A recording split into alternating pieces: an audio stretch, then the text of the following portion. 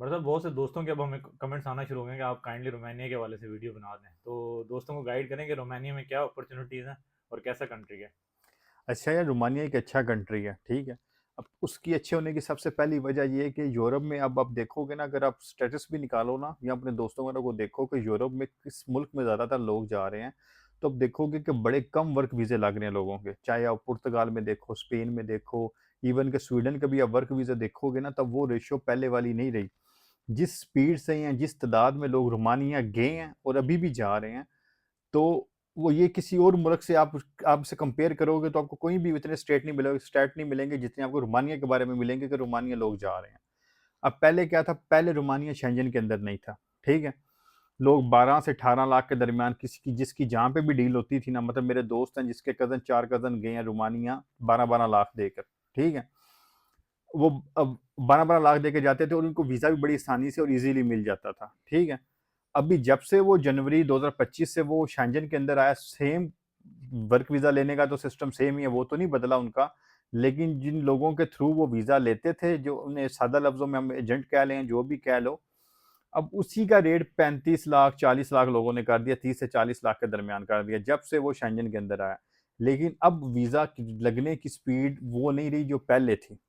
क्योंकि कोई भी मुल्क है ना, पे इस हद तक उस किसी की इमिग्रेशन का फ़ायदा उठा सकते हो, आप एक हद तक लोग भेज सकते हो। हमारा होता भी इस तरह है कि हमें एक चीज़ नज़र आती है, एक स्पॉट नज़र आता है, बस फिर जोकदार जोड़ हर बंदा उसमें घुस जाता है। जैसे माल्टा के वर्क वीज़े लगना शुरू हुए, बंदे बंदे ने माल्टा के वीज़े लगवाया। फिर क्या होता है, एंड पे आके काम बंद हो जाता है। अब पिछले दिनों में ग्रीस के लग रहे थे फार्मर के वीज़े ना, इंतहा के लोगों ने लगवाए हैं, ठीक है। जिन लोगों ने लगवा के दिए उन्होंने अच्छा खासा पैसा कमाया, ठीक है। अब वो वीज़ा मैं आपको बताता हूँ, वो मुझे 27 लाख का भी एक बंदा दे रहा था, अगर आपने किसी को बुलाना है। अब उसके बाद जब तादाद बढ़ी, वही सेम वीज़ा 54 लाख पे चला गया। सेम रोमानिया के साथ सीन था कि लोग 12 से 18 लाख में जा रहे थे, क्योंकि अच्छा उसमें वो वैलिड रीज़न ये भी था कि लोग जब स्पेन वगैरह या इस तरह कंट्रीज़ में मूव होते थे, उन्हें 3-4 हज़ार यूरो मज़ीद पे करना पड़ता था। ट्रक वालों को देते थे, जैसे भी वो देते, क्योंकि उन्होंने शेंजन में जाना होता था, तो वो मूव करने के लिए 3-4 हज़ार यूरो मज़ीद पे करते थे। अब उन्हें पे करने की ज़रूरत नहीं है, क्योंकि अब वो पाकिस्तान से, चलो वो क्योंकि वो शेंजन में है, वो जा सकते हैं, लेकिन वही कीमत अब वो पाकिस्तान में या जहाँ भी उनका कोई एजेंट बैठा हुआ है, वो उनसे चार्ज कर लेता है। लेकिन मेरा ये मानना है कि जब अगर आप यूरोप आ रहे हो, आप 30-35 दे रहे हो, तो ये मेरे नज़दीक ज़्यादा नहीं है। फ्री में तो कोई भी आपको लेके नहीं जाएगा। अब ज़्यादा क्यों नहीं है, क्योंकि आप पैसे कमा ही लेते हो। अगर आपकी सेटलमेंट किसी भी मुल्क में बन जाती है ना, तो साल 2 साल में आप पैसे बाहर निकाल लेते हो अपने, ठीक है। उसके बाद क्या होता है, उसके बाद चलो आपकी एक इनकम बन जाती है, आपका आप आगे कुछ स्मार्ट लोग होते हैं, वो आगे बढ़ना, वो बिज़नेस बना लेते हैं, आगे चलना शुरू हो जाते हैं, ठीक है। अब हम बात करते हैं रोमानिया को लेके। सबसे पहले यूरोप एंट्री करने की एक अच्छी कह लो कि एक ऑप्शन है, ठीक है। ज़्यादातर रेट इसका 35-40 हज़ार की चल रहा है। कोई देता है, नहीं देता, वो बंदे की अपनी मर्ज़ी है। पैसे देने ना देने वो आपने सोचना होता है। वो मैं नहीं कहता कि वीज़ा लेके जाओ, बाय करो, नहीं करो, वो आपका अपनी मर्ज़ी है। मोस्टली जो लोग गए हैं वो फूड डिलीवरी वगैरह के वीज़ों पे ही गए हैं। लोगों ने कंपनियाँ रजिस्टर करवा के वहाँ पे, इसमें रोमानियन लोग भी शामिल थे जो उनके लोकल थे ना, उन्होंने भी पैसा कमाने के लिए बड़े बंदे बुलाए हैं अपने मुल्क के अंदर, क्योंकि उन्हें भी, क्योंकि वो इतना अमीर मुल्क नहीं है, कह लो कि सादा लफ्ज़ों में एक भूखा सा मुल्क कह लो। अगर आप उसे कंपेयर करते हो स्कैंडिनेविया के साथ, जर्मन के साथ, फ्रांस, तो इन इस मुल्कों के साथ कंपैरिजन नहीं है। अब वहाँ की एवरेज सैलरी कितनी है, कह लो कि 700 से 1000 यूरो के दरमियान एवरेज सैलरी है लोगों की, ठीक है। पॉपुलेशन अच्छी है, अगर आप स्वीडन का मुकाबला करो, जैसे स्वीडन की 10 मिलियन है, उनकी 19 मिलियन आबादी है, ठीक है। लिविंग स्टैंडर्ड अगर आप स्वीडन से हम कंपेयर करें तो वो उतना खास नहीं है, थोड़ा उनका लो है, ठीक है। जिस तरह के घर वगैरह लिविंग स्टैंडर्ड है, या सैलरी की जैसे मैंने बात की कि 700 से 1000 के दरमियान है। स्वीडन के अंदर आप नॉर्मल सैलरी करके भी आप आफ्टर टैक्स जो है 20-25 इतनी कह लो कि 20 से 25 हज़ार क्रोन आफ्टर टैक्स आप एक आर्ट जॉब में भी ले लेते हो, कोई ड्राइविंग की जॉब में, मुख्तलिफ जॉब में, कुछ जॉब्स में आप ज़्यादा ले लेते हो। प्रोफेशनल जॉब में तो वैसे ही ये मतलब चली जाती है ऊपर, कोई 35 ले रहा है, कोई 40 ले रहा है, कोई 50 ले रहा है, कोई 70 ले रहा है, ठीक है। लेकिन ये सेम सैलरी आपको, अगर आप किसी की कोई गाड़ी चलाते हो, कमर्शियल गाड़ी, आप रोमानिया के अंदर इतने पैसे नहीं कमा सकते जितने पैसे आप स्वीडन के अंदर कमा सकते हो, ठीक है। अगर हम बात करें ना सब इनकम को लेके, तो स्वीडन में इनकम आपकी ज़्यादा अच्छी है। स्वीडन का लिविंग स्टैंडर्ड रोमानिया से बहुत बेहतर है, ठीक है। अब हर बंदे के पास ऑप्शन तो अवेलेबल नहीं होता कि वो स्वीडन का ऑप्शन को प्लेट में रख के तो नहीं पड़ा हुआ दोनों के कौन सा चूज़ करना है। तो यूरोप का जो भी आपको मुल्क लगता है, अगर आपने बाहर आना है, तो जो भी आपको ऑप्शन नज़र आता है आप चूज़ कर लो, अगर आपने करना है तो। तो इनकम होगी 700-800 यूरो, एक दरमियाना सा लिविंग स्टैंडर्ड है उनका, ठीक है। लेकिन ऐसे मुल्कों में बिज़नेस अपॉर्च्युनिटी बड़ी ज़्यादा होती है। अगर आपके पास थोड़ी बहुत सेविंग है ना, या आप अगर आके कमाते हो, पीछे से मँगवाते हो, आप रेस्टोरेंट बनाओ, ग्रोसरी की शॉप बनाओ, कोई भी स्वीडन से ज़्यादा पैसे आप इन मुल्कों में निकाल सकते हो। रोमानिया में, पुर्तगाल में, स्पेन में, इटली में, इन मुल्कों में आप ज़्यादा पैसा बना सकते हो, ठीक है। इनका कैश फ्लो अच्छा होता है, बनिस्बत स्वीडन में जो चीज़ आपने बाय करनी कार्ड से करनी है।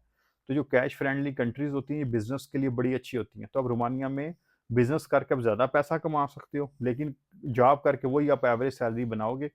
अगर आपने बाद में इस मुल्क की पीआर लेनी है, तो आपको 5 साल तक आपका स्टे हो वर्क परमिट के ऊपर, ठीक है? फिर आप इसकी वो ले सकते हो, पीआर ले सकते हो। कुछ आपको फाइनेंशियल मीन्स भी शो करने होते हैं एट द एंड। अगर आपके साथ डिपेंडेंट वगैरह है, कुछ 740 करोड़ 2024 के अकॉर्डिंग अगर हम चलें, तो 740 करोड़ पर मंथ के हिसाब से आपको जितना भी टाइम कहते हैं, वो इतने टाइम का शो करो। तो आप कुछ एसेट भी एट द एंड शो करने होते हैं पीआर के टाइम। 740 लिया। हाँ, तो वो आपको शो करने होते हैं पर मंथ, ठीक है?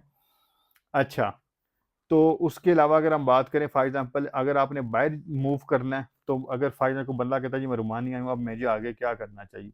अगर आपको रोमानिया के अंदर सैलरी मिल जाती है 1000-1200 यूरो, मतलब कंपेयर करके इतने ही पैसे मिल जाते हैं आपको, और आपको लगता है मुझे 5 साल बाद पीआर मिल जाएगी, तो आप कभी भी रोमानिया ना छोड़ो। क्योंकि बेतहाशा मुझे मैसेज आते हैं स्पेशली मेरे टिकटॉक के अकाउंट पे, कि हम रोमानिया में बैठे हुए हैं, हम आगे आना चाहते हैं स्वीडन के अंदर दूसरे मुल्कों में, तो हम कैसे आएँ? आपके ये 4-5 साल आपको गुज़रते हुए पता भी नहीं चलना। एक दफ़ा पीआर लो, फिर मूव करो। कुछ लोग फॉर एग्ज़ाम्पल लतविया बैठे हुए हैं, कुछ किसी और मुल्क में बैठे हुए हैं, तो वो कहते हैं हम स्वीडन मूव करना है।